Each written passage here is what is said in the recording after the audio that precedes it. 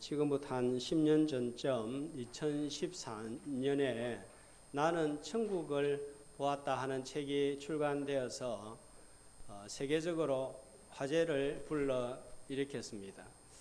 저자가 이번 알렉산더인데 이분은 최고의 미국 듀크 의과대학에서 공부하고 또 최고의 대학 하버드 대학에서 15년간 교수와 의사로 활동을 하며 과학기술지에 150편이 넘는 논문을 게재했고 국제의학 컨퍼런스에서 200회 이상의 업적을 쌓은 세계적인 뇌의학 과학자이자 신경외과 전문의이기 때문에 이런 탁월한 천재가 천국을 보았다 이렇게 주장하니까 쉽게 무시할 수가 없는 거예요. 아버지도 뇌의학자고 두 아들도 뇌의학을 공부하고 지금은 의사가 되어 있을 것입니다. 의식과 정신세계와 뇌를 연구한 탁월한 의사가 의학계와 과학계에서 인정할 수도 없고 증명될 수도 없는 천국을 보았다고 하니까 세상에 이목이 집중이 되었습니다. 게다가 이분은 또 교회를 나가는 분이었습니다. 그의 사연은 이렇습니다. 미국의 유명 신경의사로 명성을 떨치던 저자는 어느 날 뇌 손상을 입고 혼수 상태에 빠집니다. 일주일간 뇌사 상태에 빠져서 이제는 도저히 안 된다, 가망이 없다 하고 사망 판정을 내리려고 하는데 의식을 회복하고 죽음의 문턱에서 살아난 거예요. 그리고 뇌사 상태에서 있었던 일주일간의 보고 들은 것을 책으로 펴내었습니다. 그 내용은 대충 이러했습니다. 말로는 형용할 수 없는 밝은 빛과 아름다운 광경이 펼쳐졌고 세상에서는 들어보지 못했던 신비한 소리가 들렸고 나비들이 많이 날아다니고 있었고 아름다운 한 여성이 나타나 천국의 곳곳을 안내해 주었는데 깨어나서 생각해 보니까 이 여성은 다름 아닌 천사였더라 하는 것입니다. 또 알 수 없는 알쏭달쏭한 표현들이 많습니다. 자, 이렇게 잠깐 죽었다가 살아나서 경험한 것을 이야기하는 이런 경험을 임사체험이라고 합니다. 임사하면 잠깐 죽었다는 거죠. 잠깐 죽었을 때에 보고 들었던 것을 이제 전하는 거예요. 이분의 체험은 철저하게 천국은 사랑으로 이루어져 있고 특정 종교가 다른 종교보다 더 낫다는 분열 같은 것이 전혀 존재하지 않는 곳이라고 강조하므로 언뜻 보면 성경과도 부합하는 듯한 인상을 주었습니다. 이 체험 후에 분명하게 사후세계와 신의 존재를 믿게 되었다 하는 것이 그의 고백입니다. 자, 이런 임사체험을 한 사람들이 생각보다 많이 있습니다. 자, 이분들이 공통적으로 경험한 체험은 크게 세 가지입니다. 의식과 몸이 분리되어서 산 사람들은 자신을 볼 수 없는데 자신은 살아있는 사람들을 볼 수 있었다는 것입니다. 유체 이탈이라고 합니다. 그 다음에 처음에는 깜깜한 터널을 통과하는 것 같았는데 곧이어 형용할 수 없는 아름다운 빛이 나타나고 정말 아름다운 세계가 펼쳐졌다 하는 것이고 그 다음에는 만남입니다. 먼저 죽은 부모나 사랑하는 가족을 만나기도 하고 신을 만나기도 했다는 체험입니다. 자, 이런 체험을 한 사람들이 상당히 많이 있다는 거예요. 과학적으로 설명되지 않는 이런 문제를 우리는 어떻게 받아들여야 할 것인가? 지지하는 듯한 목회자들도 있어서 논란이 되고 있습니다. 우리 성도들은 이런 것을 어떻게 받아들여야 될까요? 세계적인 뇌과학자의 주장 앞에서 뇌와 정신계와 의학에서 무지한 우리가 무슨 답변을 내놓을 수가 있을까요? 자, 그러나 성경에 비추어 볼 때 몇 가지 문제가 있습니다. 성경은 천국의 모습에 대하여 물질적인 것으로만 표현하지 않고 있습니다. 마태복음 강해를 통해서 살펴보는 대로 하나님의 나라는 왕이신 주님의 통치와 관련이 많습니다. 천국에 무수한 나비가 많이 있다거나 아주 아름다운 여성이 안내자로 나타나는 경우는 하나도 없습니다. 오히려 이런 모습은 이슬람의 코란 경전에 나오는 것과 더 비슷하다 하는 생각이 듭니다. 그 다음에 미래의 천국에 대하여 묘사해주고 있는 요한계시록 21장과 22장은 그 대부분의 내용이 상징입니다.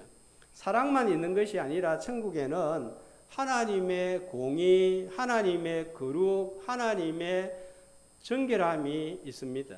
사람의 영광, 평안보다 하나님의 영광으로 충만한 곳입니다.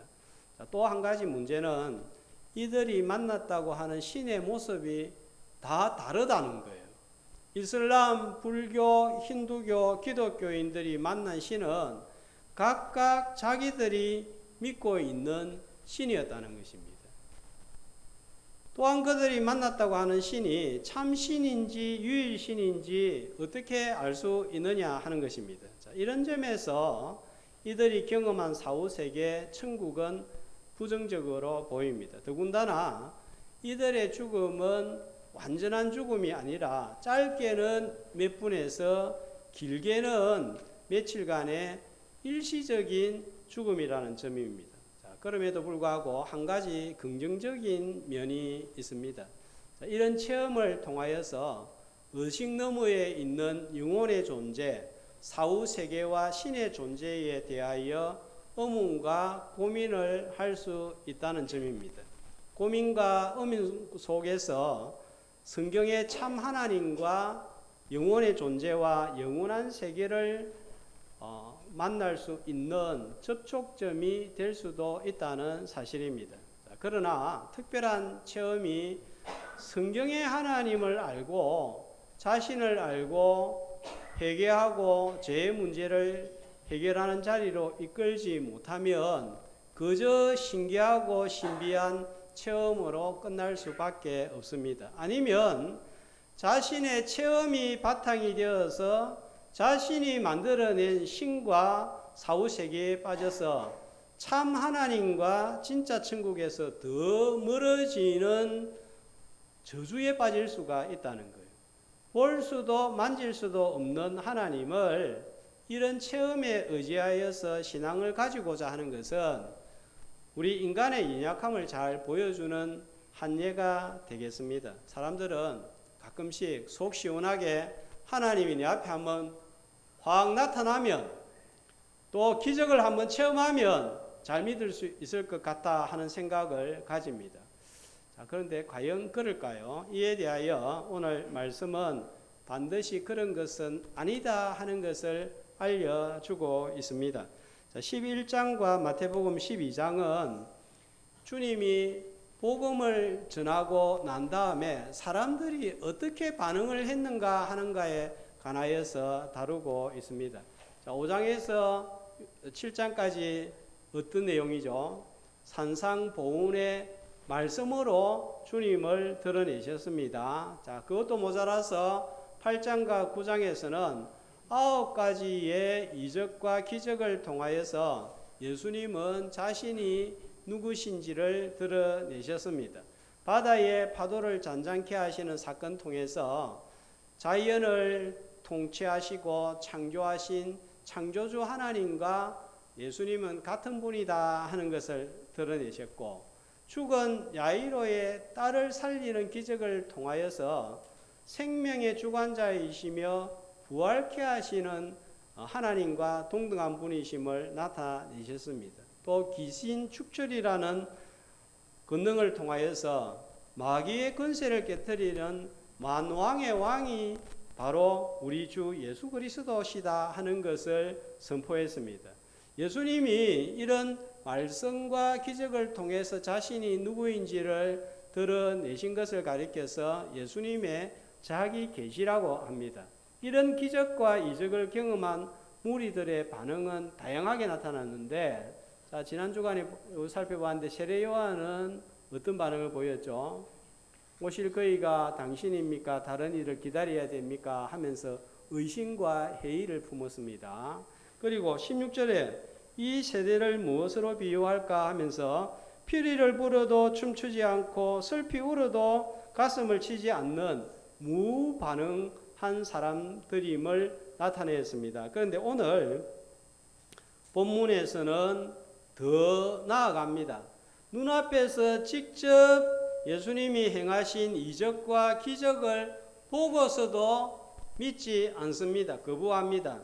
자, 이에 대하여 20절은 이렇게 말씀하고 있죠. 예수님께서 권능을 가장 많이 행하신 고을들이 회개하지 아니하므로 그때에 예수님이 뭐 하셨습니까? 책망하셨다. 그런데 그 책망은 어떤 책망이에요? 21절 말씀해 보니까 어떻게 책망하세요?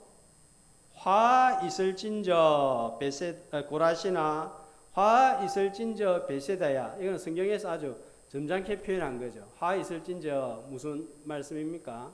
저주를 받을지어다, 저주가 있을지어다 하는 거예요. 자, 그리고 22절에 보면은 심판날에 이렇게 말씀이 나옵니다. 보고서도 듣고서도 믿지 아니할 때에 책망과 심판이 따른다 하는 것을 보여주고 있습니다. 자, 21절에 권능을 가장 많이 행했는데도 회개하지 아니한 세 도시를 언급하고 있는데 첫째 도시가 이름이 뭡니까? 고라신. 예. 고라신 하니까 성경을 오랫동안 보고 교회를 오랫동안 나오신 분들도 무슨 신인가 이렇게 생각하는데 마을 이름입니다. 고라신. 그 다음에 베세다 23절에는 가버나움. 세 도시는 지도를 보면 저렇게 갈릴리 주변에 거의 몰려 있는 것을 볼 수가 있습니다. 자, 지도를 한번 보여주세요. 자, 거의 갈릴리 주변 북부에 몰려 있습니다. 지도 안 보입니까? 예. 자, 첫 번째 도시를 고라신으로 언급하고 있는데, 자, 성경에서 고라신에서 주님이 베푸신 이적은 기록이 되어 있지 않습니다. 하나도 기록이 되어 있지 않습니다. 그런데 가버나움에서 위쪽으로 약 2.4km 떨어져 있으니까, 또 그리고 베세다에서 아주 가까이 근접해 있으니까 저 지역은 다 같은 지역으로 본 것으로 생각이 됩니다. 두 번째 도시는 베세다입니다. 자, 베세다 하면 이곳에서 선택을 받은 제자가 있는데 누구인가 혹시 아세요? 요한복음 1장 44절에 보면 누구예요? 빌립, 안드레, 베드로, 이 세 사람은 한 동네 베세다 사람이라 했습니다. 자, 그리고 이 마을 사람들이면은 모를 수 없는 엄청난 이적 기적 사건이 발생했는데 어떤 이적을 주님이 베푸셨죠? 베세다 하면 생각나는 이적. 베세다 들판 하니까 들판에서 일어난 기적, 오병이어 사건이죠. 보리떡 5개와 물고기 2마리로 남자만 5,000명이 먹었으니까 좋게 10,000명은 먹고도 남았습니다. 이거는 주변 사람들이 모를 수 없는 이적이었습니다. 같은 내용을 다루고 있는 누가복음 9장 10절에서는 이 사건이 일어난 곳을 베세다라 이렇게도 알려주고 있고, 자, 마가복음 8장 22절 25절에 보면 또 이 지역에서 예수님이 일으킨 놀라운 기적이 있습니다. 어떤 기적이죠? 맹인 한 사람의 눈을 뜨게 한 놀라운 사건입니다. 그 다음에 가버나움입니다. 가버나움에서는 주님이 기적과 이적을 차고 넘치게 베푸셨는데, 자, 이제 이 말씀을 넣어주시면 되겠고요. 자, 우리가 살펴본 것만 한번 생각해 보면 좋겠습니다. 자, 8장에 보면 예수님이 5절에 보면은 가버나움에 들어가시니 한 백부장이 나와서 병든 하인을 위해서 고쳐달라 했는데 치유해 주셨습니다. 그리고 8장 14절에 보면 열병으로 앓아놓은 베드로의 장모를 치유해 주셨습니다. 마가복음 2장에 보면은 중풍병자를 치유해 주셨습니다. 그리고 벳세다 들판에서 일으킨 오병이어 떡을 먹이신 사건을 그 어떤 의미가 있는지 요한복음 6장 59절에서는 그 떡이 생명의 떡이다, 만나다 하는 것을 쭉 가르쳐 주는데, 자, 어디에서 그걸 해석을 했는가 하면 가버나움 해당에서 전하셨습니다. 자, 그리고 마태복음 4장 23절을 한번 자기 성경을 가지고 한번 펼쳐 보시면, 자, 마태복음 4장 23절 한번 같이 읽어보겠습니다. 예수께서 온 갈릴리에 두루 다니사 그들의 회당에서 가르치며 천국 복음을 전파하시며 백성 중에 모든 병과 모든 약한 것을 고치시니, 그러니까 갈릴리에서는 온 전역에서 가르치고 천국 복음을 전파하고 약한 것을 고치고 이런 이적과 기적을 수없이 행해 주셨는데, 특별히 가버나움에서 많이 해 주신 거예요. 그래서 가버나움은 기적과 이적의 성지다, 이렇게 볼 수가 있겠습니다. 이 정도의 기적을 들었으면, 맛보았으면 다 믿어야 되지 않겠습니까? 우리가 원하는 대로 속 시원하게 한번 믿을 수 있는 기적 한번 보면 잘 믿겠는데 했는데, 자, 이 세 도시의 반응은 어떠했단 말입니까? 이걸 보고도 믿지 않고 회개하지 않았다 합니다. 오히려 한 장을 더 넘겨서 12장 38절을 한번 보시면, 그때에 서기관과 바리새인 중 몇 사람이 예수님에게 나와서 요구한 것은 뭡니까? 우리에게 표적을, 또 다른 표적을 보여달라는 거예요. 이렇게 많은 기적과 이적을 행해 주었음에도 불구하고 또 다른 표적을 보여달라는 것입니다.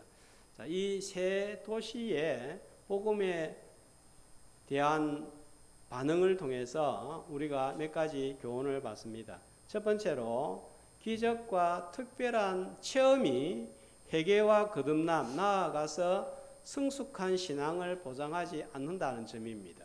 오히려 기적과 이적이 화가 될 수가 있다는 거예요. 천국을 보았다는 체험이 오히려 성경의 천국과 멀어질 수가 있습니다. 내가 복음이 되는 거예요. 실제로 천국을 보았다 할지라도 그것은 보조수단에 불과해야지, 마치 새로운 계시를 받은 것처럼 말하거나 표현하거나 간증해서는 안 되는 거예요. 왜냐하면 계시는 이미 종결이 되었기 때문입니다. 이에 대하여 요한계시록 22장 18절 19절은 명확하게 알려주고 있습니다. 이 두루마리의 예언의 말씀을 듣는 모든 사람들에게 증언하노니, 자, 이것 외에 더하면 또 제하여 버리면 어떤 일이 발생한다고요? 거룩한 성에 참여하여지 못한다, 이렇게 말씀을 하고 있습니다. 자, 이 종결이 된 이유는, 계시가 종결이 된 이유는 전혀 새로운 계시가 주어지지 않는다고 하더라도 더 이상 따로 계시할 필요가 없는 완전한 계시이기 때문에 그렇습니다. 웨스트민스터 신앙고백서 1장 1항은 이에 대하여서 이렇게 말씀을 하십니다. 교회를 더 견고하게 설립하시고 위안하시기 위하여 동일한 진리를 전부 어디에 맡기셨다고요? 기록에 맡기시기를 기뻐하셨다. 기록이라는 것은 기록된 성경 하나님의 말씀을 말합니다. 그리고 그의 백성에게 그의 뜻을 계시한 이전의 방법은 지금은 중지되었다, 종결되었다.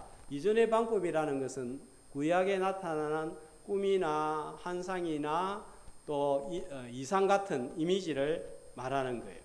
하이델베르크 교리문답 21문은 이렇게 묻고 답을 합니다. 제가 물으면 크게 읽으면 좋겠습니다. 하이델베르크 교리문답 21문입니다. 참 믿음은 무엇입니까?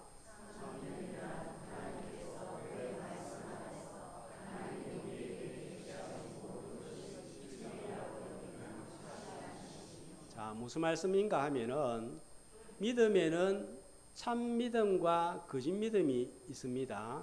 참 믿음은 어디에 근거한 믿음이란 말씀인가요? 진리라고 여기는 확실한 지식, 참 지식에 근거할 때 참 믿음을 가질 수가 있다 하는 것입니다. 그러면 참 지식이 무엇입니까? 참 진리가 무엇입니까? 참 진리는 유일한 지식, 단 하나의 지식, 변하지 않는 지식입니다. 5,000년 전에도 진리였다면 5,000년이 지난 지금도 여전히 진리라는 거예요. 10,000년이 지나도 10만 년이 지나도 영원히 진리는 변하지가 않습니다. 사람의 말에 따라 상황에 따라 경험에 따라 변하지 않는다는 거예요. 이런 점에서 진리는 과학과 다릅니다. 과학은 천동설이 맞다고 한 2000년 주장을 하다가 세월이 지나니까 지금은 뭐가 맞습니까? 그거는 틀렸고 지동설이 맞다 주장합니다. 진리, 참 지식은 이렇게 변하지가 않습니다. 세월이 가도 사람이 무슨 이야기를 해도 또 사람마다 가지는 체험, 다른 천국, 다른 지식이 전해져도 변하지가 않는 거예요. 이런 사람이 가지는 다른 체험과 다른 천국, 다른 지식에 근거하면 우리의 신앙은 시대마다 달라질 수 있고 사상마다 달라질 수가 있습니다. 또 한 10년 있다가 누군가가 내가 본 천국은 나비가 막 날아다니는 게 아니고 고래가 바다에서 땅 위로 올라와 가지고 막 헤엄을 치더라, 그렇게 말하는 사람이 있을 수도 있습니다. 참 진리, 참 지식이 말씀 안에서 가지는 체험으로 건강한 신앙생활을 할 수 있기를 주님의 이름으로 축복합니다. 그 다음에 두 번째 받는 교훈은 계시를 많이 받은 자에게는 많은 책임을 요구합니다. 마태복음 4장 13절에서 16절 말씀을 보면 특별히 하나님이 계시의 빛을 많이 비춘 곳이 어디냐? 이방의 갈릴리여. 흑암에 앉은 백성이 뭘 봤다고요? 큰 빛을 보았고 사망의 땅과 그늘에 앉은 자들에게 무엇이 비쳤다고요? 빛이 비치었도다. 이 빛은 어떤 빛입니까? 계시의 빛, 하나님을 아는 빛, 진리의 빛이라는 것입니다. 가버나움은 이 갈릴리 여러 마을들 중에서도 도시들 중에서도 최고 많은 계시가 쏟아졌습니다. 계시의 빛이 가버나움에 집중적으로 비추었다 볼 수 있습니다. 예수님 사역의 중심지였습니다. 자, 빛의 특징은 빛은 점점 퍼져간다는 거예요. 자, 서울 경복궁 야간 사진을 한번 보도록 하겠습니다. 자, 야간에 가서 보면 저렇게 예쁘고 아름답습니다. 자, 세 개의 문이 있는데 제일 첫 번째 문이 광화문입니다. 무슨 뜻이냐 하면은 빛광자 퍼져간다는 거죠. 화. 그래서 빛이 온 조선 땅에 퍼져간다는 거예요. 그 다음에 문 이름이 흥내문입니다. 그 다음 세 번째 문이 건정문이고 제일 큰 건물 있죠.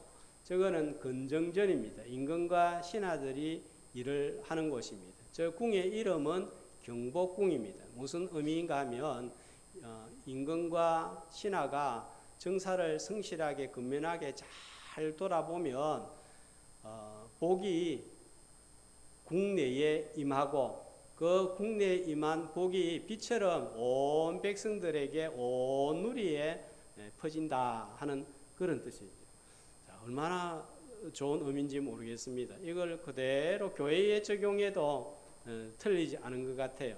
우리 성도들과 직분자들과 목회자가 하나님의 말씀을 따라서 신실하게 섬기고 봉사하면 교회에 하나님의 신령한 하늘의 복이 임하죠. 그러면 우리 교회를 통하여서 이 주변에 하나님의 복이 빛처럼 환하게 비쳐 나간다. 이러면 얼마나 좋을까요? 이런 역사가 우리 교회를 통해서 계시의 빛이 다대포와 온 세계로 퍼져가는 은혜가 임하기를 주님의 이름으로 축복합니다. 바로 이 교회는 하느님 나라를 대표하는 지상의 궁전이에요. 하나님이 계시는 교회입니다. 교회가 특별한 이유는 하나님이 교회에다가 빛을 주셨기 때문입니다. 어떤 빛인가 하면 디모데전서 3장 15절은 이렇게 말씀하고 있습니다. 한 목소리로 이 집은 살아계신 하나님의 교회요 진리의 기둥 같으니라.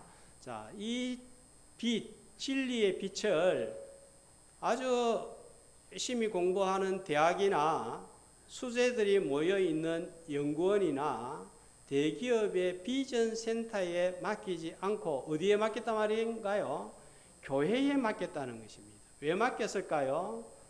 아까도 말씀드렸지만 이 빛이 교회를 통해서 퍼져나가기를 원한 거예요. 그런데 이 진리를 알고만 있다면 열매를 맺지 못한다면 그 사명 책임을 다하지 못하는 거예요.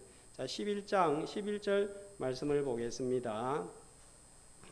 세례요한에 대해서 예수님이 어떻게 평가합니까? 11장 11절 말씀해 보면 여자가 낳은 자 중에 세례요한보다 큰 자가 없다 그랬습니다.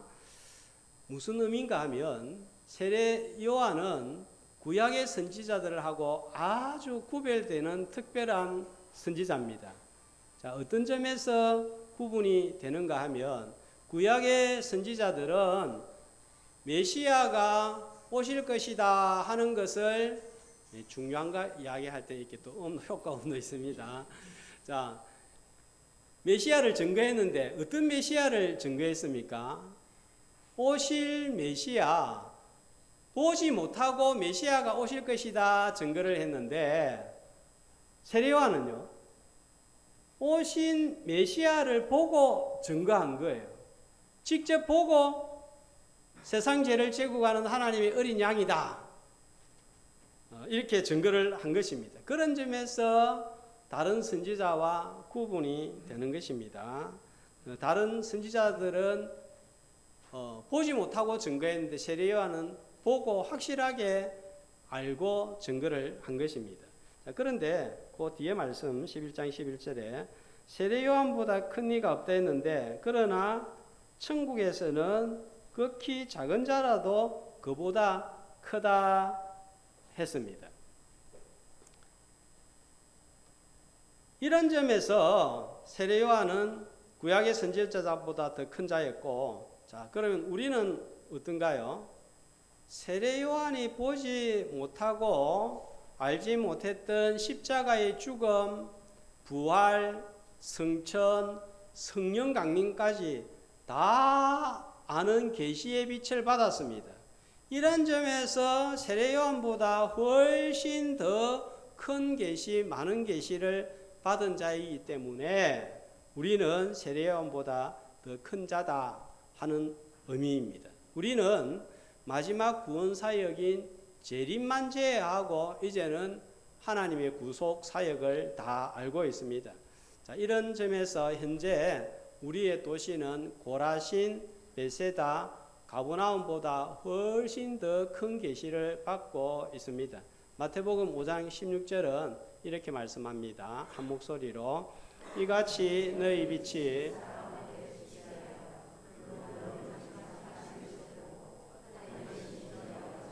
영광을 돌리게 하라. 말씀에 순종하여 섬길 때 착한 행실이라는 열매를 맺어서 빛 대신 주님을 증거하는 것이 하나님께 영광을 돌리는 것이다 하는 것입니다. 자, 우리가 참된 빛의 계시를 받았으면 착한 행실이란 열매를 맺어서 주님을 증거하는 제자들이 되시기를 주님의 이름으로 축복합니다. 그 다음에 세 번째로 성도가 하나님 앞에서 받는 보상이 다르듯이 계시의 양에 따라서 심판의 강도도 다르다 하는 것을 오늘 말씀은 우리에게 알려주고 있습니다. 단테 신곡에 보면 지옥을 9단계로 묘사를 하고 있는데, 자, 그림과 같이 보면 9단계로 이렇게 쭉 구분을 하는데, 제일 1단계는 림보 하는 단계입니다. 이 림보는 뭐냐면 천국도 아니고 지옥도 아니고 그렇다고 연옥도 아니고 그 경계선에 있는 거예요. 자, 여기에는 세상에서 도덕적으로, 인간적으로, 윤리적으로 깨끗하게 살고 선한 삶을 살았던 사람들이 머무는 곳입니다. 그 다음에 2단계는 또 음행을 저지르는 사람이고, 이렇게 쭉 내려가서 제일 밑에는 배교자들, 하나님을 믿지 않고 우상 숭배한 사람들, 국가의 반역을 저지르는 사람들, 자, 이런 사람들은 제일 밑에, 그러니까 지옥을 가더라도 지옥의 단계가, 처벌받는 단계가 다르다 하는 것입니다. 고라신과 벳세다를 21절 말씀을 보세요. 이제 어느 도시에다가 비유하고 있습니까? 두로와 시돈과 비교를 하면서 고라신과 벳세다 도시에서 행했던 일을 이 두 도시에 행했다면 22절 심판날에 두로와 시돈이 너희보다 견디기 쉬우리라 했습니다. 자, 그러니까 두로와 시돈보다도 고라신과 벳세다가 심판날에 더 강한 심판을 받는다는 거예요. 자, 이유가 무엇입니까? 왜 더 큰 심판을 받는 거예요? 열왕기상 16장 31절에 보면, 자, 이세벨을 아합 왕이 왕비로 맞아들입니다. 그런데 어디 출신입니까? 시돈 사람의 왕 엣발의 딸 이세벨을 아내로 삼고, 자, 이 이세벨은 뭐하는 공주입니까? 바알을 섬기는 철저한 바알 숭배자입니다. 그 우상 숭배의 정점에 시돈과 두로가 있습니다. 자, 이 시돈과 두로에는 예수님이 전혀 찾아가지 않은 것은 않았지만, 이런 갈릴리 주변의 마을들에 비해서 이적과 기적으로 주님을 훨씬 더 적게 드러낸 거예요. 자, 그래서 잘 몰랐기 때문에 하나님을 잘 모를 수 있다는 것입니다. 자, 그러나 고라신과 벳세다는 이미 충분한 계시가 주어졌음에도 회개치 않고 예수님을 거부했기 때문에 그 더 큰 심판이 임한다, 이 말씀입니다. 내가 성경을 좀 더 알고 영적인 체험을 하고 응답을 더 많이 받고 방언과 같은 그런 은사를 얻었다면 성도에게 주어진 책임을 더 잘 감당해야 되는 거예요. 자, 23절 한번 보세요. 가버나움에 대해서는 어떻게 주님이 저주합니까?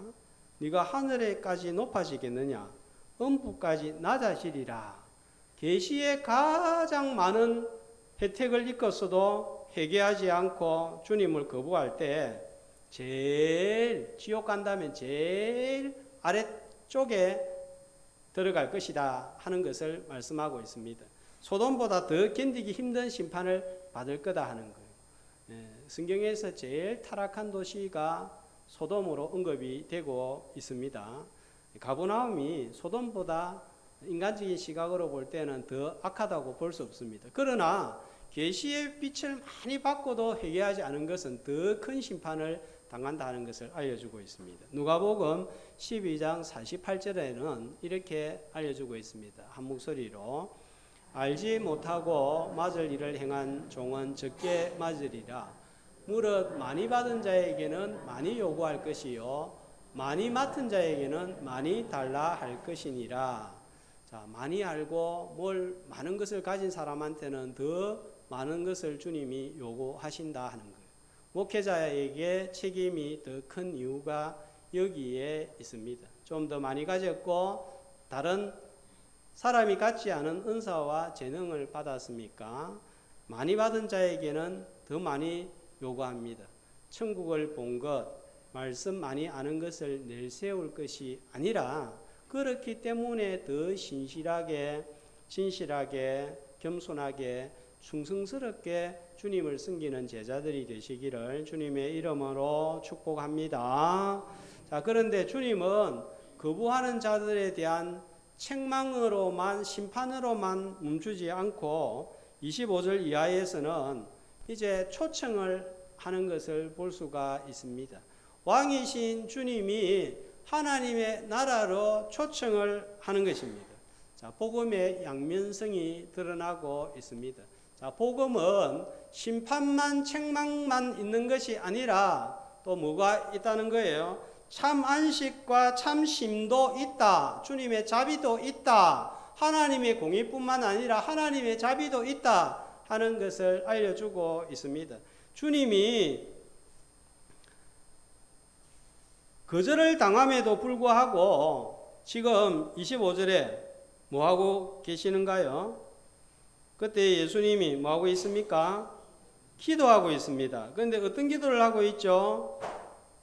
감사하나이다. 감사 기도를 하고 있습니다. 왜일까요? 갑자기 책망과 심판에서 내용이 감사와 기도와 초청과 안식의 메시지를 전하고 있습니다. 복음의 양면성입니다. 복음은 거부하는 자들에게는 책망과 심판이지만 초청에 응하는 자들에게는 참된 안식임을 우리에게 알려줍니다. 감사한 이유는 하나님께서 자기 백성을 구원하는 방식 때문입니다. 자, 누구에게 기도합니까? 천지의 주제이신 아버지. 그러니까 구원은 주권자이신 하나님께서 허락하신다는 거예요. 자, 인간의 합리성, 이성, 과학, 논리, 체험이라는 방식이 아니라 성령의 방식으로 계시를 받아들일 수 있도록 한 이것이 하나님의 뜻이라는 거예요. 저는 거의 매일 철학, 지리, 천문, 역사, 기후 같은 강의를 듣고 책을 봅니다. 그 강사들을 볼 때마다 하는 탐복을 합니다.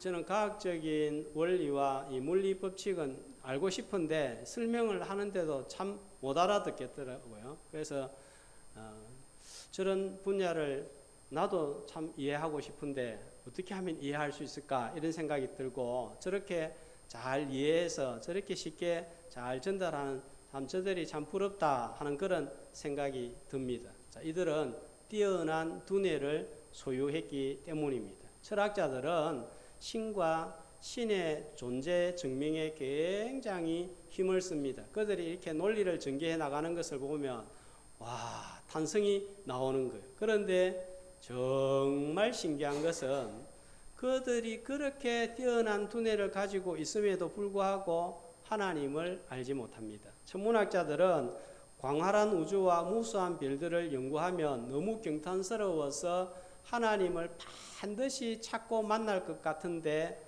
하나님을 만나지 못합니다.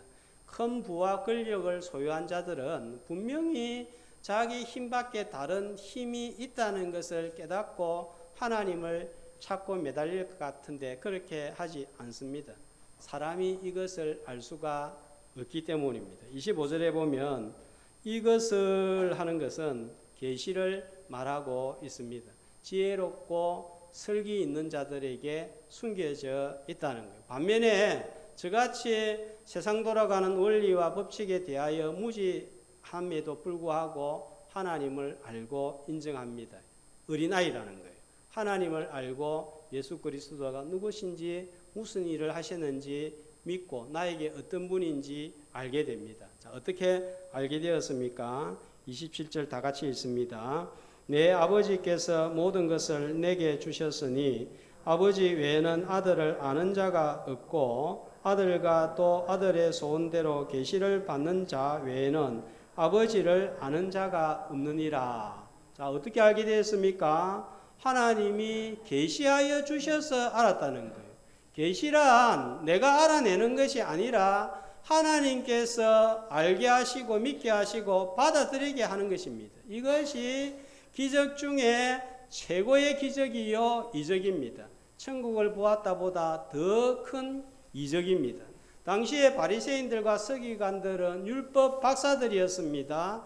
그런데 그들은 주님을 거부했습니다.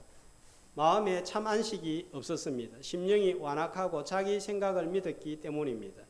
어린 아이는 자신의 힘으로는 구원에 이를 수 없는 줄 알고 주님을 붙드는 자입니다. 심령이 가난한 자입니다. 가난한 심령은 내가 가지는 것이 아니라 성령께서 주시는 마음입니다. 이때에 종교적인 짐으로부터 벗어나서 참 안식을 얻게 됩니다. 율법으로부터 해방되어서 진짜 자유를 얻습니다. 그래서 28절 수고하고 무거운 짐 자들아 다 내게로 오라 내가 너희를 쉬게 하리라. 주님은 초청합니다. 날마다 우리를 초청합니다. 이 초청에 응하여서 하나님 나라의 안식을 날마다 누리며 살아가는 저와 여러분이 되시기를 주님의 이름으로 축복합니다.